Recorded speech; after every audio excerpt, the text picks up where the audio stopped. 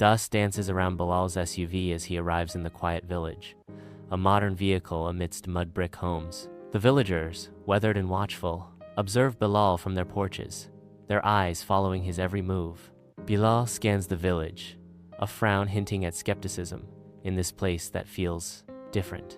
In the soft glow of the room, Bilal's curiosity deepens as he confronts Amma Hamida. Bilal asks, "Why does your face shine like this?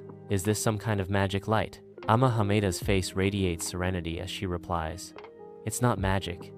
It's the light that comes when your heart is full of Allah." In the solitude of his room, Bilal sits at his desk, skepticism clouding his features under the dim light. As he hesitantly opens the Quran and begins to read, a subtle transformation begins within him, marked by widening eyes and softening features. Allah is the light of the heavens and the earth.